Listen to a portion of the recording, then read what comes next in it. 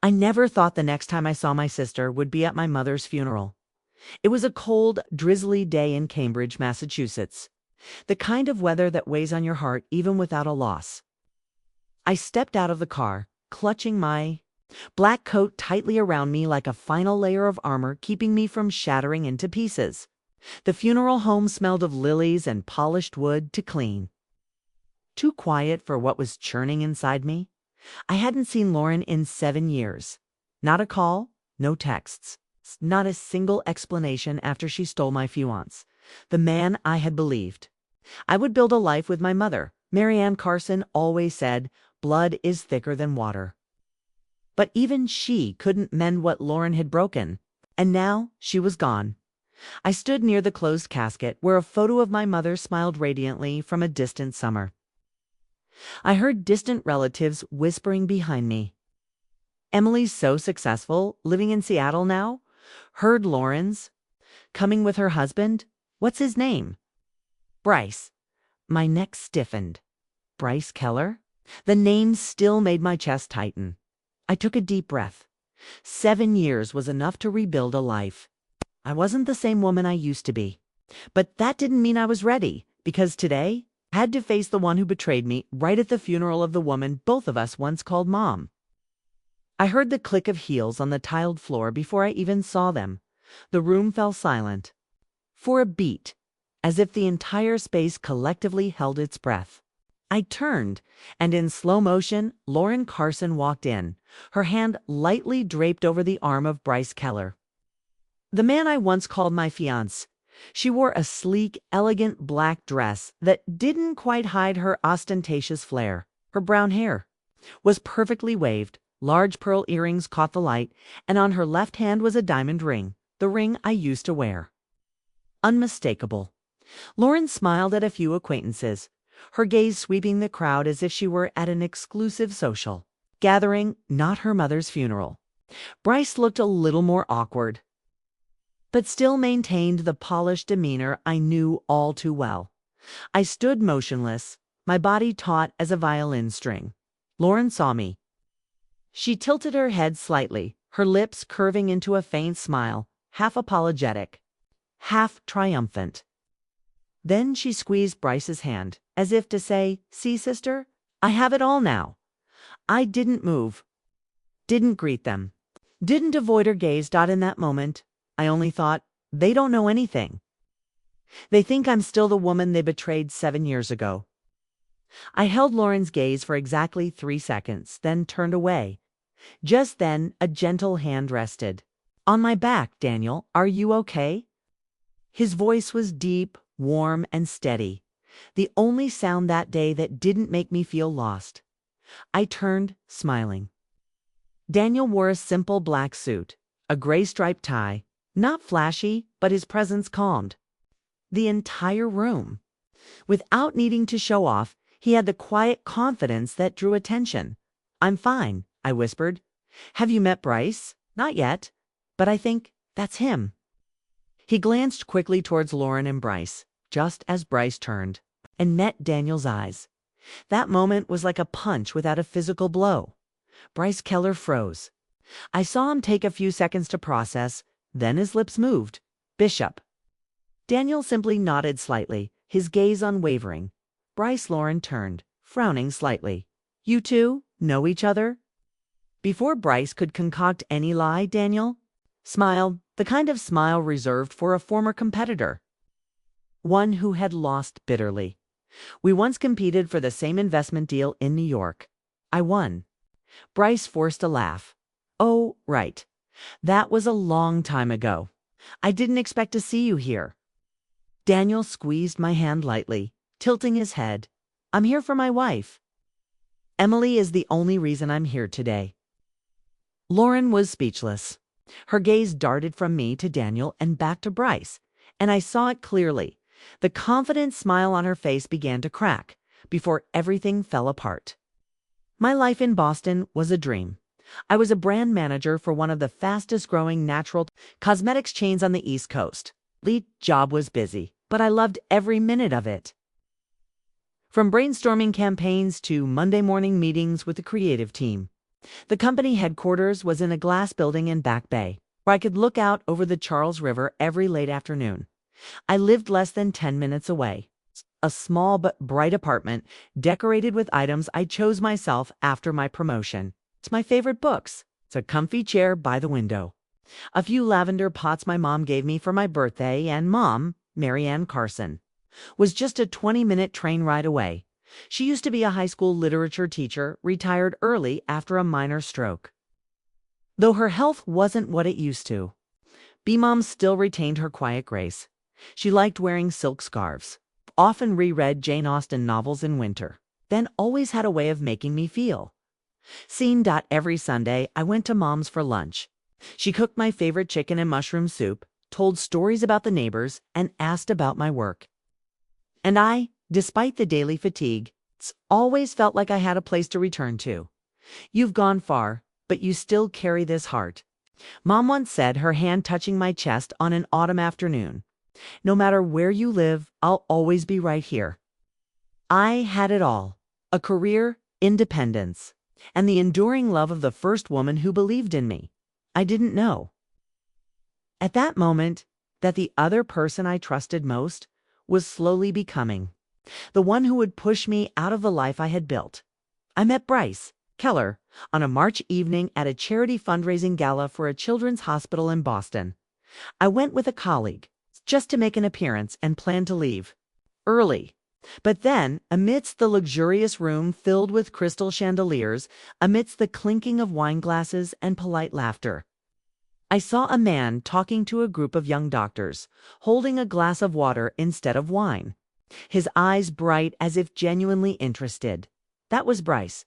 He wore a well-fitted navy suit, not too flashy but expensive, a confident smile, sharp eyes, but not arrogant.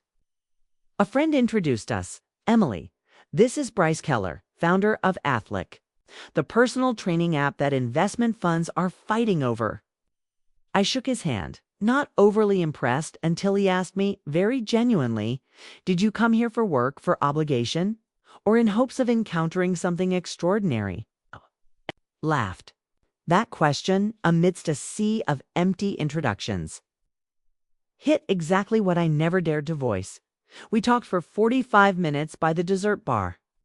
He told me about his startup journey, starting from a shared rental apartment in Brooklyn, nights sleeping under his desk near bankruptcies before reaching his first million. Bryce was a great storyteller, visionary, and knew how to draw people into his world. The evening ended with a question. If I asked you out for coffee this Saturday, would that ruin my cool CEO image? I agreed. Weekends in Montauk, late nights, in empty conference rooms when I worked late, Bryce would surprise me with Chinese food. He gave me a laser-engraved wooden photo frame with a picture of us smiling brightly on a Cape Cod beach. 18 months later, on a private yacht cruise around Boston Harbor, amidst soft piano music and lapping waves, Bryce knelt and asked me if I wanted to build a future with him. The 6-carat diamond ring shone so brightly I almost couldn't see anything else in that moment. I said yes. My mother cried with joy. She said, "He loves you. It's as clear as daylight." And I believed, because Bryce was too perfect to doubt. I didn't know that his very perfection was what should have made me wary from the start. Lauren and I were only 3 years apart. The distance between us was never measured by time. From a young age, Lauren was a whirlwind, loud, sharp, and always knew how to get attention. As for me, according to Mom, I was the quiet child with eyes older than her age. Mom used to say, "You are the pillar, and Lauren is the wind." We grew up in the same house in Cambridge, went to the same elementary school, but were never truly allies. Perhaps because Lauren always wanted what I had. If I learned to play an instrument, she wanted to learn too. If I got good grades, Lauren applied for extra classes. If I made new friends, Lauren found a way to worm her way in and make herself the center of attention. I didn't blame her. Back then, I thought she was just trying to get noticed. And I was the older sister. Sisters had to yield. Even as adults, that didn't change much. I went to Brown, she chose NYU, but always compared everything, from GPA to internships. When I worked at the natural cosmetics company, Lauren accidentally moved into beauty PR. Every time I achieved something, Lauren would visit at just that moment, then comment like, "Your apartment's nice. A bit small, but cozy." Or "Your boss looks decent. A bit old, but authoritative." Mom once asked me, "Does it bother you that your sister is always like a shadow behind you?" I just shook my head. "I'm used to it, Mom. She doesn't mean any harm," and I believed it. I believed that healthy competition could become a connection. I believed that sisterly love was unbreakable, even when Bryce started appearing. When I noticed Lauren's gaze was a little too admiring, I still told myself, it's just my sister. She's always like this. She would never cross the line. I was wrong. My family wasn't wealthy, but Mom always tried to keep our home warm, both materially and spiritually. After my dad, an aerospace engineer, retired early due to a back injury, Mom became the central rhythm keeper for everything. Evenings with our favorite stew, simple birthdays full of candles, and the handwritten letters Mom still wrote to us two sisters on special occasions. I always thought that no matter how different Lauren and I were, Mom would be the unbreakable bridge. Every time we disagreed, usually over trivial things like choosing seats at a restaurant or the tablecloth color for Thanksgiving, Mom would smile and soothe. "Each of you is a sweet piece of Mom's cake. No one gets more than the other." But when Bryce appeared, Mom started changing how she talked. After the first dinner where Bryce officially met my family, when Lauren wouldn't stop praising him, "You're so smart. I read your interview in Forbes." Mom looked at me as we washed dishes together in the kitchen. "I noticed. Lauren seems a bit too excited about your boyfriend," Mom said softly, wiping the last plate. I laughed, trying to dismiss the discomfort that had crept in. "It's great. She always likes successful guys, and Bryce is famous. But you know your sister better than anyone, Emily. When she likes something, she'll find a way to get it." Mom's voice carried no accusation, just a pained observation, as if she had seen something I didn't want to admit. I put the dish to well down. "I think she's just a little excited. Don't worry, Mom." Mom didn't argue. She just nodded, then looked at me for a long moment. That look, I only understood later, wasn't doubt about Lauren.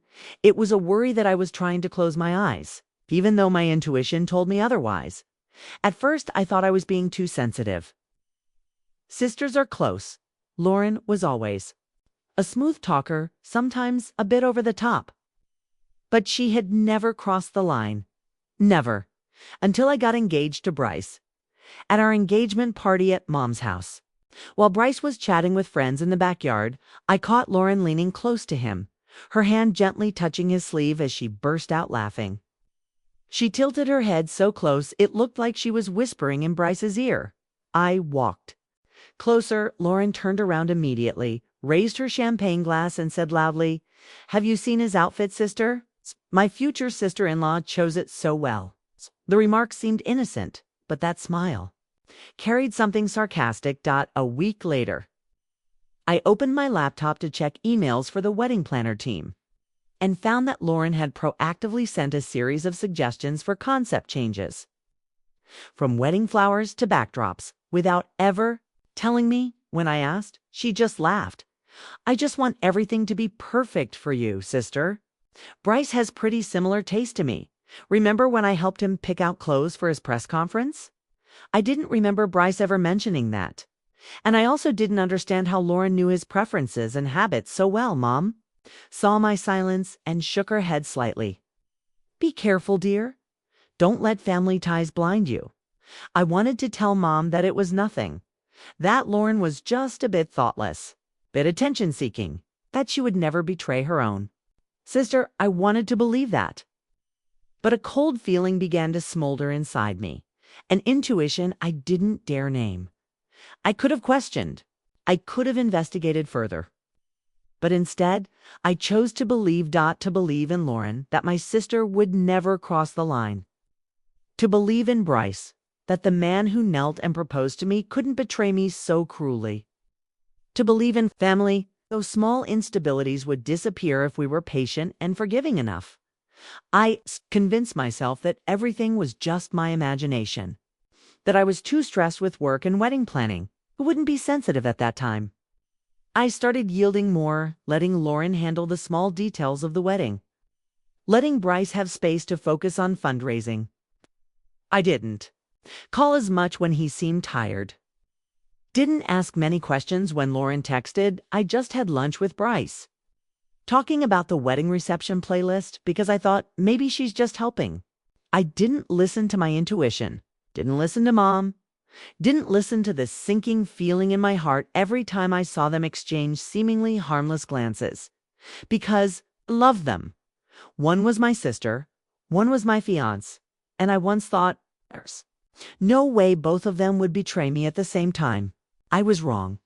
About 3 months before the wedding, Bryce started to change. First, small details. Almost unnoticable.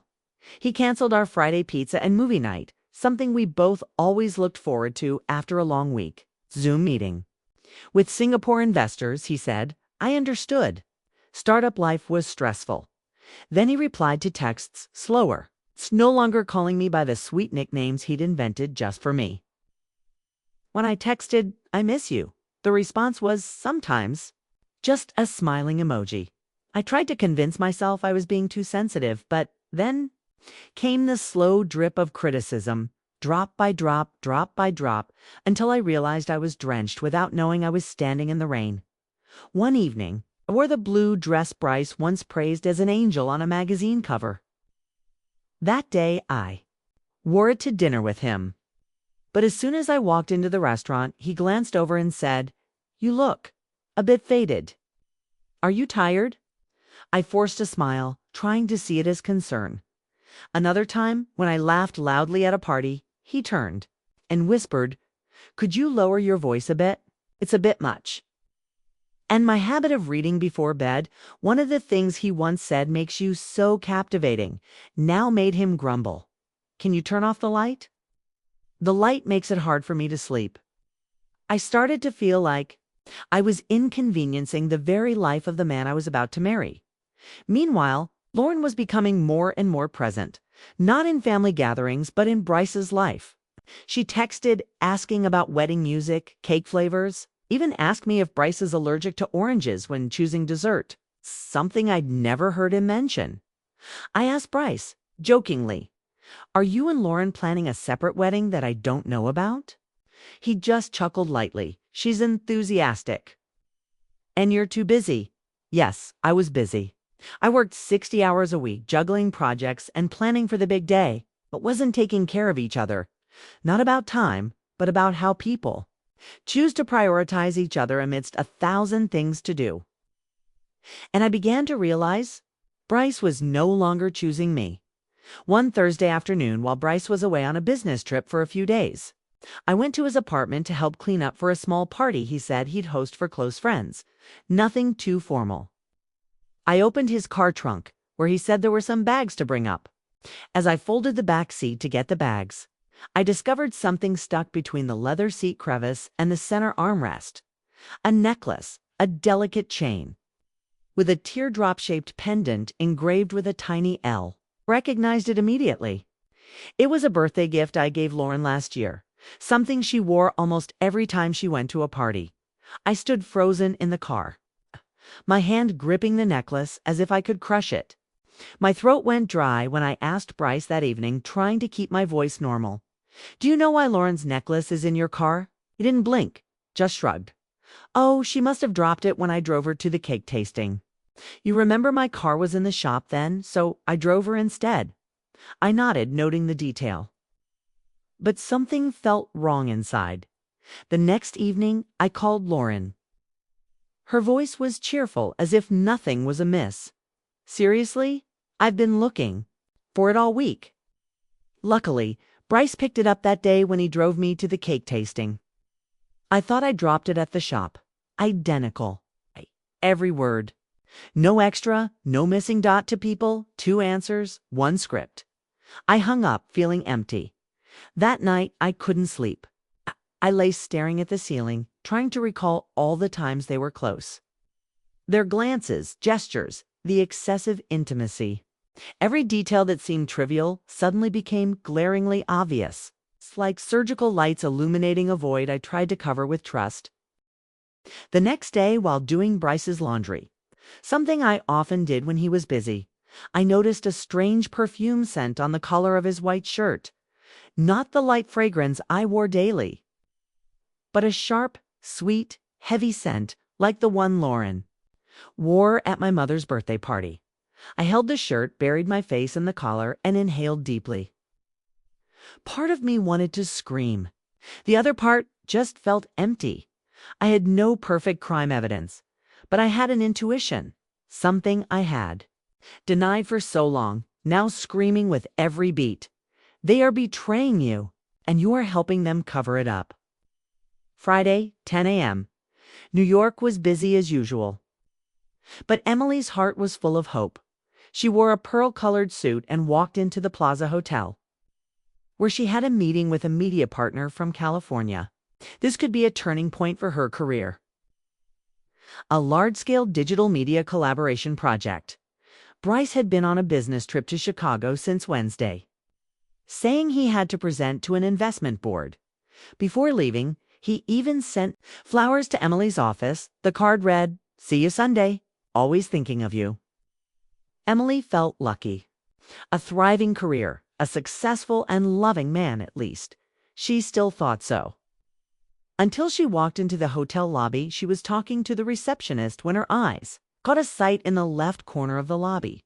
A familiar man, tall in a light gray shirt, wearing a tag watch, the one she had given him for his birthday last year, Bryce.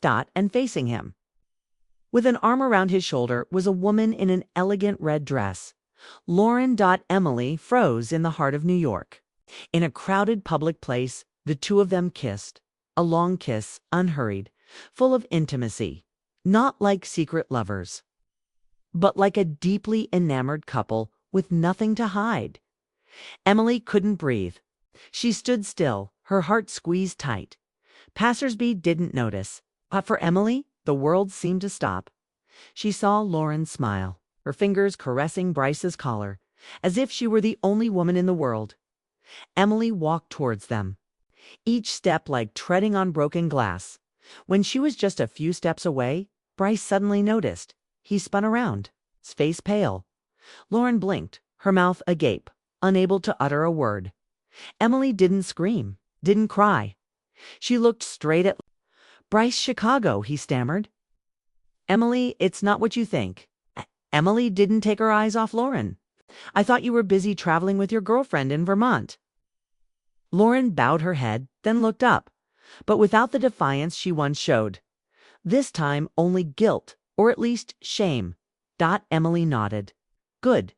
Now I understand." Then turned away without another word. Bryce called after her. Wait, she didn't stop.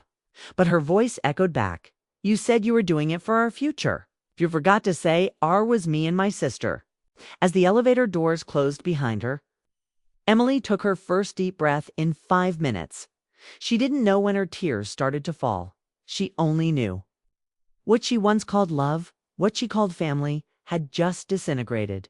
I don't remember how I drove home that day.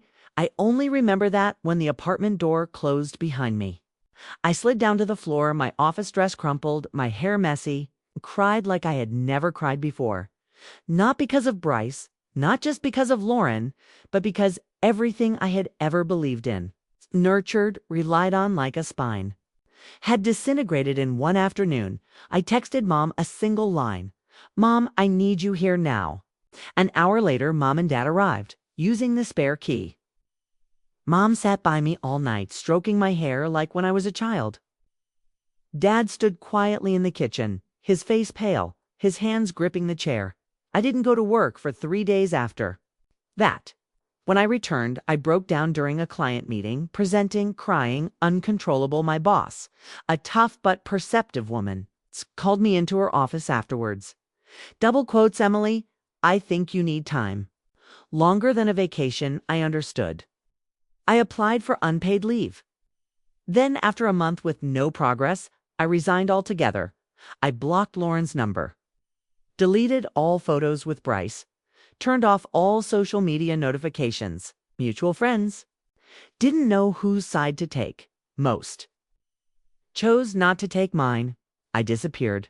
Not because I was weak, but because I knew I couldn't heal in the city that had turned everything most sacred into a stain once. I caught Lauren and Bryce on a social news page, attending a gala, smiling radiantly. My engagement ring was right on her hand, unedited, undisguised. I turned off my phone. Right then, I knew I had nothing left to hold on to in Boston. I left Boston on a cold autumn morning. No farewells, no goodbyes.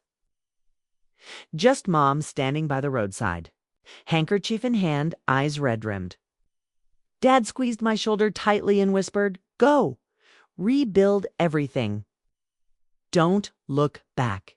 I brought a few suitcases, some clothes, a few books, small photos without Bryce or Lauren.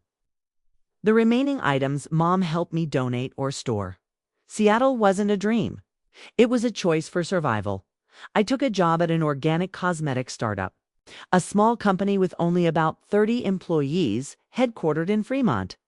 The position was lower than my previous brand manager role, but I didn't care. I needed a place where no one knew who I was. My new apartment was only 45 square meters. Low ceilings, old wooden floors, but it had a window overlooking a tree-lined street. The steady sound of rain every night, like a soothing therapy for my worries. I lived like someone learning to breathe again. Mornings, black coffee, go to work. Evenings, come home, read or watch old movies. No dating, no social media, no mention of the past. My colleagues were good, friendly, but not intrusive. My boss was a Korean woman, strict but fair. I didn't tell anyone what had happened. Seattle, I was Emily, the girl who moved from Boston because I wanted a change of scenery. I started therapy once a week with a psychologist named Marta. She didn't force me to talk. She just sat there with her small notebook and understanding eyes. "I feel like a failure," I said once after a long cry. Marta tilted her head. "Then let's redefine success.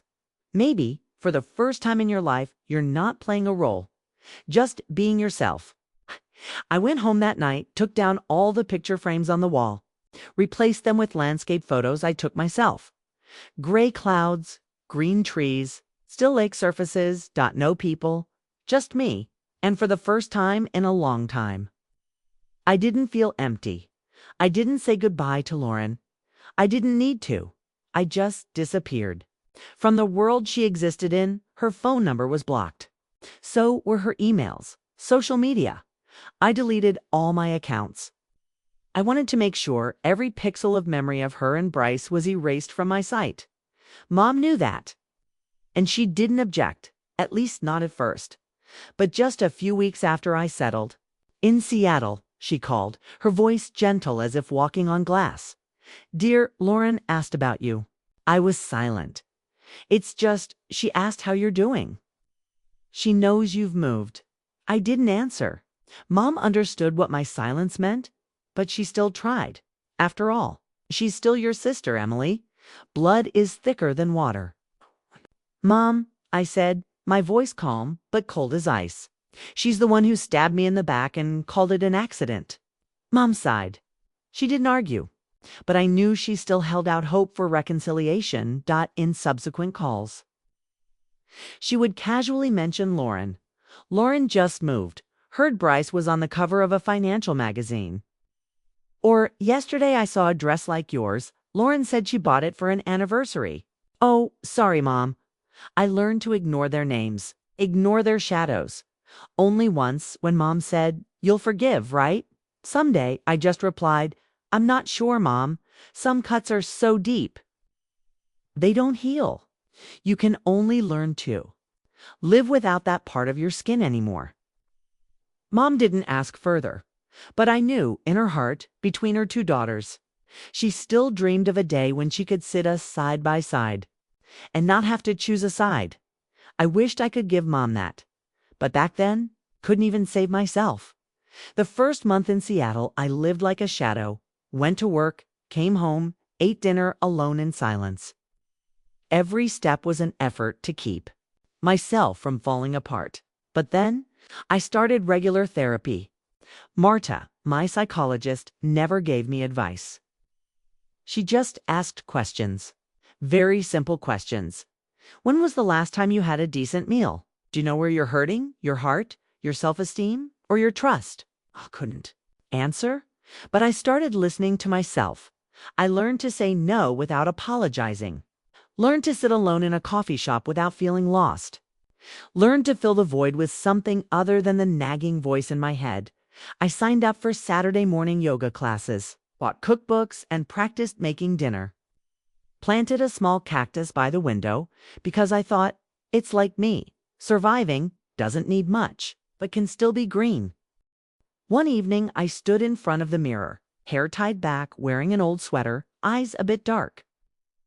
And I smiled for the first time in months, not because someone loved me, not because I'd forgotten the past, but because I was slowly finding the woman I used to be before being betrayed. And this time, I wouldn't lose her again. I met Daniel Bishop at a tech conference in San Francisco, where I was sent to represent my company after winning a strategic contract. It was a networking evening held in a luxurious hotel in Union Square. I went, alone, holding a glass of white wine, standing by the buffet table. Trying not to reveal the suffocating feeling these kinds of social events always gave me. And then a voice spoke beside me. Found anything good to eat yet? I turned. The man was tall, with slightly graying hair, wearing a gray suit without a tie, seemed too calm to be ordinary. It's too simple to be a finance guy. Not really, I replied. Everything looks too displayed. He smiled. I always think the food at these events is a metaphor for the networking itself. Beautiful on the outside, tasteless in the mouth. I laughed. Not because the line was so good, but because I didn't expect anyone to say exactly what I was thinking. We started talking. I introduced myself as a marketing director from Seattle. He introduced himself as an angel investor, co-founder of an investment fund called Blue Bridge Ventures. The name sounded familiar, but I didn't dwell on it. Daniel didn't ask cliché questions like, how many employees does your company have? Or how do you assess AI trends? Instead, he asked, if you weren't doing your current job, what would you do? I hesitated, then told the truth. Open a used bookstore with big windows and light coffee. He nodded. I'd plant a lavender garden in Oregon, just for the bees. We didn't exchange business cards that day. But as he left, he said, if you want to talk more about marketing for ethical brands, email me. No pressure. I wasn't sure I would do that until the next morning, when I opened my email and saw a simple line from Daniel. Yesterday's pea soup was a disaster, but the conversation was worth it. Thank you. I read it over and over, and for the first time in a long time, I felt something that wasn't threatening, wasn't rushed, wasn't calculated, but just genuine. I didn't reply to Daniel's email right away. I wrote and deleted. Wrote again and hesitated again. Part of me was afraid that if I replied, everything would go back to the old cycle, trusting, opening up, then collapsing. But 3 days later, I sent a short line. If you're still interested in marketing for ethical brands, I know a coffee shop with good lemon cake. He replied within 10 minutes. And that Friday, we met at a small shop by Green Lake, not far from where I lived. Daniel arrived on time, carrying a book instead of a laptop. I think a good conversation should start with what people are reading, he said, showing me the cover of Simon Sinek's Start With Why. We sat for 2 hours, no talk of work. Just talked about books, favorite podcasts, moving ad campaigns. When I mentioned Dove, Real Beauty, his eyes lit up, advertising that makes people feel like they're not being sold, but understood. Very rare. After that meeting, we kept in touch. Emails, texts, sometimes links sharing interesting articles. No flirting. No emotional games. Just a slow, safe, and unforced connection. On our fourth meeting, I asked him why he moved from New York to Seattle when his investment career was at its peak on Wall Street. Daniel looked into the distance for a few seconds, then said directly, "Because I got divorced. Lost both my company and my wife in 1 year." I didn't know what to say, but he continued. "My wife at the time was the coup of the company I co-founded. The third man was the CTO, a close friend from college." I was silent. After that, I withdrew from the company, sold all my shares, even abandoned my apartment in Soho. At first, I planned to go to Portland, but then chose Seattle. Don't know why. Maybe because this place is less noisy than the past. He didn't tell the story with bitterness. Didn't need my pity. Simply shared. And that was the first time I saw a wound in his eyes, deep but healed.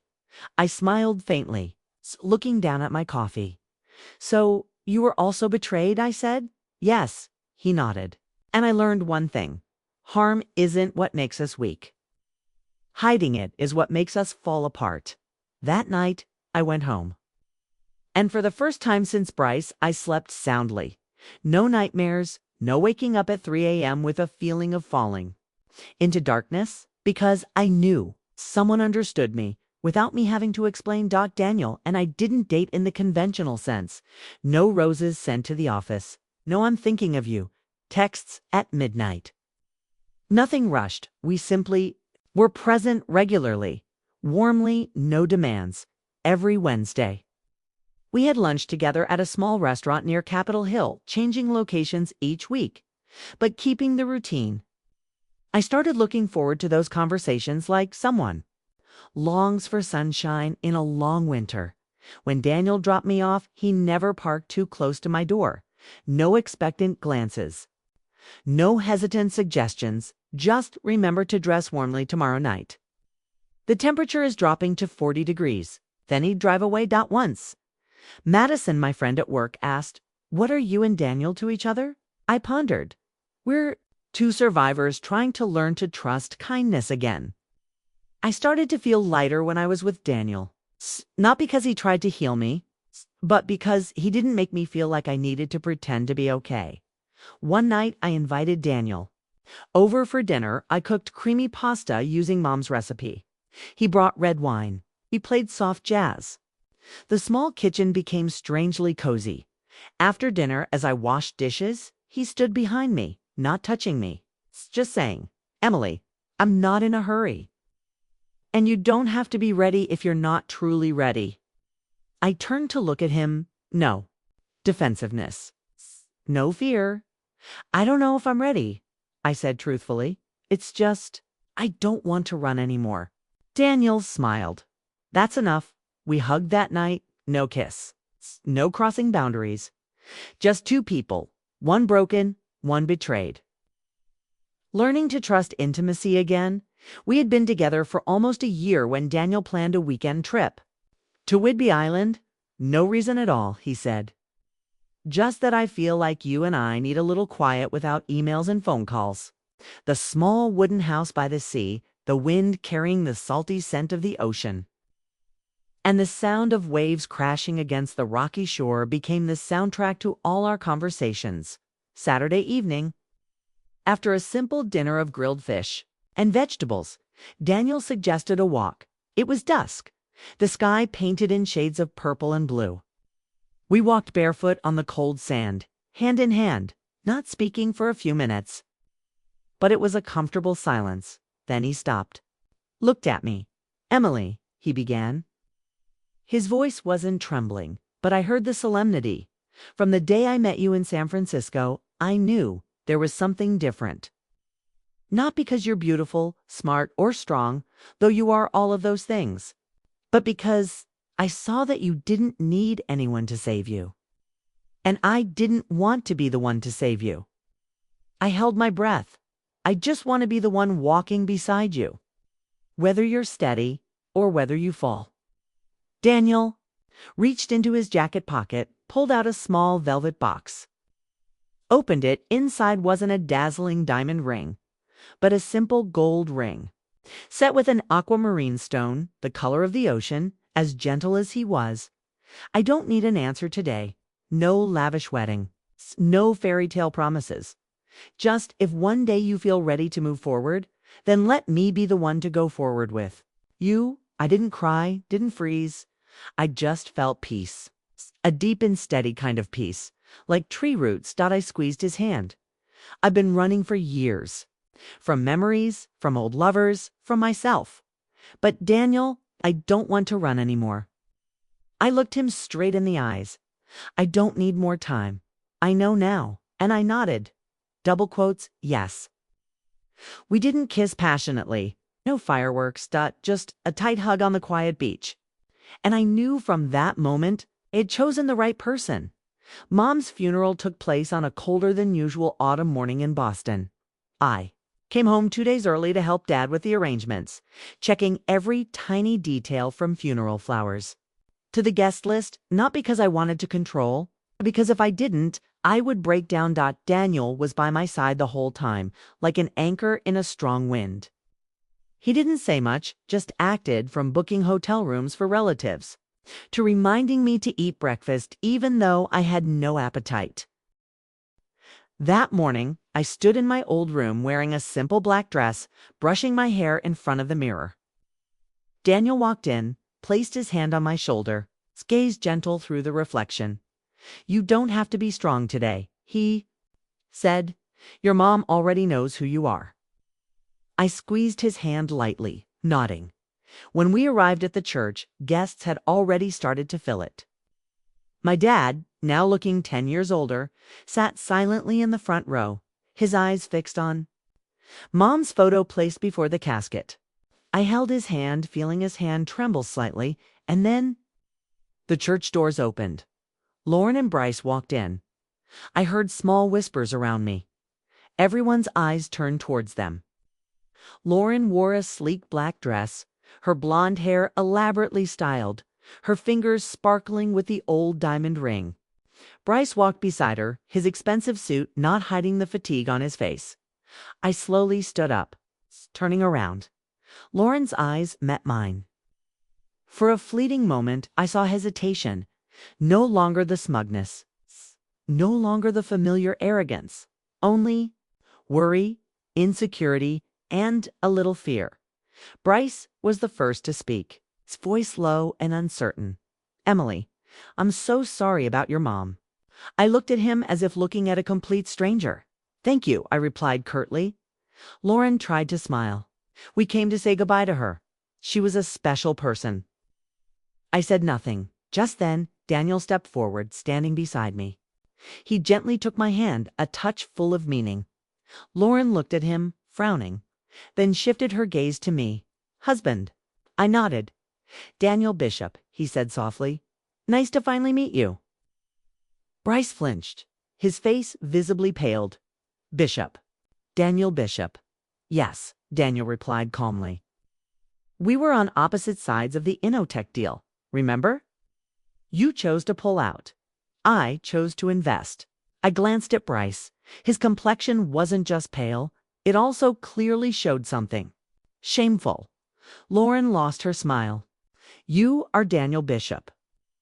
Her voice was almost breathless. "The one who bought Phoenix Labs, and the one who married Emily." Daniel smiled. "Yes, the same person." No more words were needed. The entire space seemed to freeze for a long moment. The one who had once ruined me now stood there, stunned, floundering, facing the reality that I was no longer the person they had so easily trampled on. And I stood firm. Firmer than ever. After the funeral, guests gradually left. I helped Dad rearrange the living room, which was filled with white flower arrangements and condolence food. Daniel was talking to a relative when Lauren walked into the kitchen, alone. I turned to see her standing there, holding a glass of water. Her eyes no longer gleaming with triumph. "Emily," she said, her voice softer than I remembered. "Can we talk alone for a bit?" I hesitated, then nodded. Dad was resting in his room. Daniel was still busy. I led Lauren to the backyard, where Mom used to grow lavender, now fading with the season. We sat down on the wooden bench. She looked around the garden as if searching for something to cling to. "Before you say anything," I began, "be honest." Lauren was silent for a moment, then looked at me, her eyes slightly red. "I'm not happy," she said. "Never truly happy since the day I stole Bryce from you." I didn't react, just listened. At first, everything was like a dream. Travel, designer clothes, fancy parties. But then he changed, became controlling, irritable, always looking at me as if I were a piece of property he had to protect from breaking. She took a deep breath. "And about the company. Bryce has lost almost everything he had. Consecutive failed deals. Recently, he had to mortgage his second house to keep the office." I exhaled. Every word she said, instead of bringing a sense of satisfaction, made me feel empty. Perhaps because I no longer wanted to prove anything. "What about love?" I asked. "You once said you won my man. Is that true?" Lauren bowed her head. "I once thought it was love, but no. It was envy. It was pride. Distorted." She turned. To me, eyes brimming with tears. "I trapped myself in a luxurious cage, and now I don't know how to escape." "I didn't say I told you so. Didn't say you deserve it. I just asked, so what do you want from me now?" Lauren looked at me, choked up. "Not forgiveness. I don't dare hope for that. Just, I think you should know. 'Cause Mom always wanted us to reconcile." I turned my face away, my eyes stinging at the mention of Mom. I read Mom's diary in her bedside drawer. She whispered, "She wrote about her regret that we couldn't forgive each other before she passed." I stood up, looking at the misty sky above. "Forgiveness isn't forgetting, Lauren. And I'm not sure I can. But if you're truly remorseful, then don't tell me. Live differently." Laura nodded, tears silently falling. She stood up, stumbling back into the house, and I stayed in the backyard. My heart lighter, but not because she was suffering, but because I knew I no longer carried anger. 3 weeks after Mom's funeral, I received a strange email from an address I'd never seen. Bryce.m.Thompson@outlook.com subject. "I owe you one last word." I opened the email, just a few short lines. "Emily, I was wrong. It's wrong in all the most important ways. Lauren left last week. The office has closed. Investment accounts are empty. The house in Beacon Hill is for sale. I once thought I was above it. All because I had you, and then because I had someone new. But now I have no one. Only darkness and the echo of bad choices. I don't expect your forgiveness. Just want you to know. You were the only good thing that ever came into my life." I read it 3 times. Not once did I shed a tear. Bryce, the man who once stood before hundreds of employees, proudly speaking of millionaire mindset, now sent a desperate email from a free account. Through old friends, I learned he had tried to seek investment for a new project, but no one wanted to touch his name after his major failures. Old connections gradually disappeared when he had nothing left to offer. Lauren, just as she said, had filed for divorce. Left Beacon Hill, rented a small apartment in Cambridge, and started working at a local media company. And Bryce, he lived alone in a temporary rental apartment in South Boston. No wife, no company, no reputation, only silence remained. And I, for the first time, didn't feel pity. No longer haunted. No longer carrying hatred. I felt free spring in Seattle. That year came slowly but beautifully radiant. Cherry blossoms burst open along the small road in front of the wooden house where Daniel and I lived. Simple, 2-story house, with a white wooden porch and herb pots hanging by the kitchen window. Every morning I woke up before Daniel, made coffee, then sat in the armchair reading. A luxury I never could have imagined in my old life. A quiet morning, no emails, no stress, no fear of judgment. My work at the small media company had grown beyond expectations. After 2 years, I was invited to be the director of content strategy, a position that gave me creative autonomy Boston had never allowed.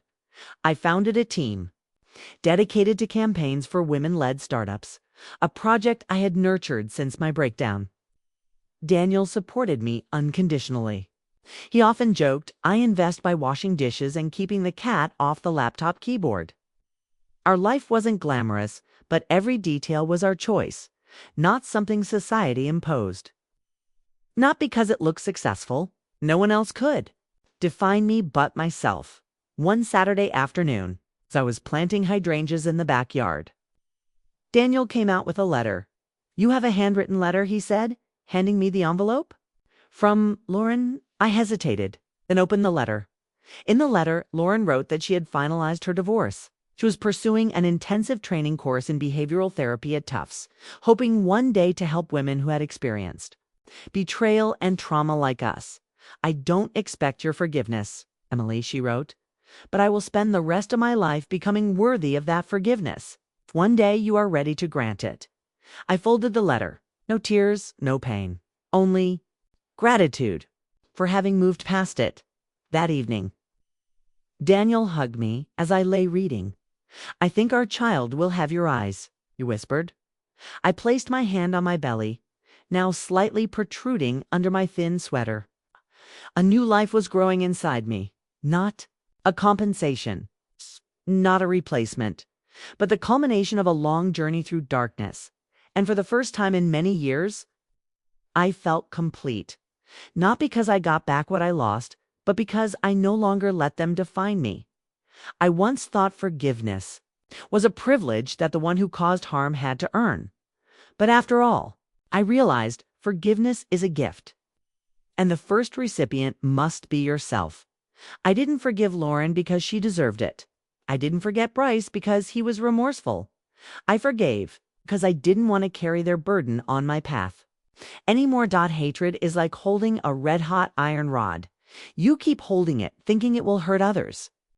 But in the end, only you get burned. I let go of that iron rod, and then I saw my hand. Though scarred, still had the ability to embrace new love, my mother once wrote in her diary. "If my two daughters could look at each other, not with the eyes of the past, but with the heart of the present, then I could rest in peace." Mom never lived long enough to see my sister and me cook together, tell silly jokes, or sit in comfortable silence without needing words. But I believe she knew. To those who are listening to this story, if you are struggling to hold on to anger, pain, betrayal, I understand. I truly do, because I was once you. Once couldn't sleep because of an old text message. Once trembled hearing that person's name in a casual conversation. Once thought I would never love again, trust again, live again, as a whole person. But then I came back to life, not because someone saved me, but because I stopped waiting for someone to apologize to begin the healing process. You are not selfish for setting boundaries. You are teaching others how to stay in your life. Family is important, but so are you. If my story resonated with you, please share. Leave a comment. Who knows? Your story might be the light for someone else on their journey to find themselves again. Thank you for being here, listening to the very end.